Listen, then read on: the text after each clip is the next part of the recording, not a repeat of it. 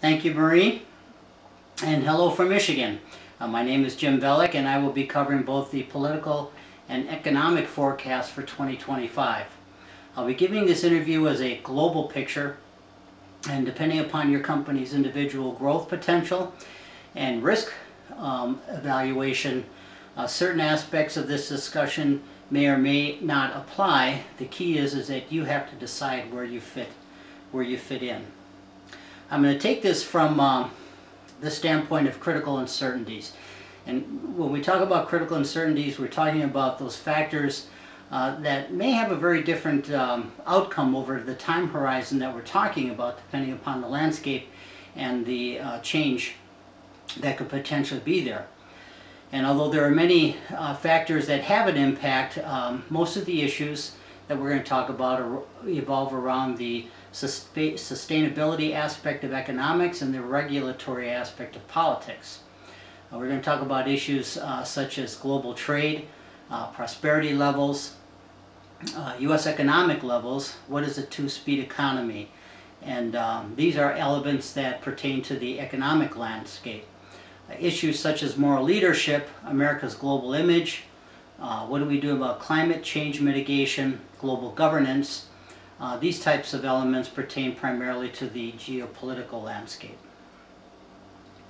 So we talk about critical uncertainties from an economic standpoint, and we'll talk about things like global trade and how does that have an impact. These are the things that you have to watch as you're going through and making an assessment for your own company.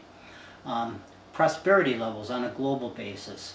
The U.S. economic fundamentals and what are we doing with that. You know, again, as I'd mentioned, the two-speed economy. And as the world and the globe decouples itself from just a U.S. economy, the energy demand growth and what are we doing about that to make sure that it's a fair and equitable growth. And just simply the energy infrastructure investment. When we talk about critical uncertainties, we look at U.S. moral leadership in the world. You know, what is America's global image and how does that impact the potential for marketplaces? Again, as I said, the climate change mitigation, and not only the mitigation, but you know, from a global aspect, how are we addressing that from a global perspective? You know, and just simply the global governance. You know, and what is the market openness as well? And we talk again on a global basis. And how secure is our energy supply? And what are we doing about that from a global perspective? So when we talk about this, it comes down to two primary focal points. Number one, how can the RV industry attain a high level of sustainable economic growth given the rapidly changing geopolitical landscape of the early 21st century? And then also, to what degree might collaborative frameworks that shape our global marketplace affect this industry in 2025? So I'm going to give this to you from varying scenarios, from a worst case scenario and a best case scenario. Worst case describes a world following a path that, you know, basically without changes from what we have, you know, currently, and leads to a very unsustainable future.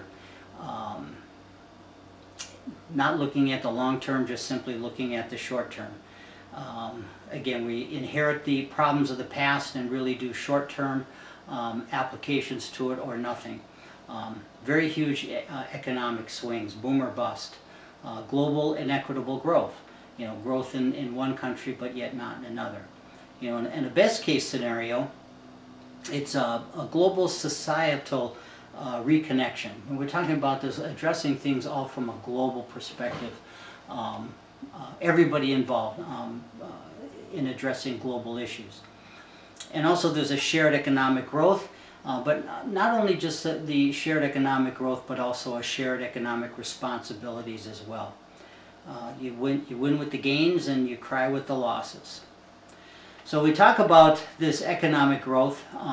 Worst case scenario, lack of global leadership, and this is something that, you know, we see today, that nobody has gone ahead and taken the lead. The whole political climate changes. You've got new players in there.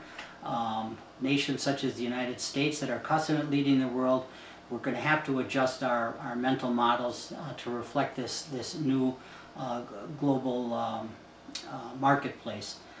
New rules in the game, just not necessarily in favor of the old players, the good old boys. There's a lack of harmony. Potential globalization is just, it's not realized to its ultimate potential because we just address it from a patchwork standpoint. On the best case scenario, we've got accelerated globalization, and it's a seamless thing. There is basically a borderless flow of trade. Cash-rich countries investing in emerging markets, all-inclusive global growth policies, that are beneficial and equitable to all, and energy technology schemes are shared globally. From the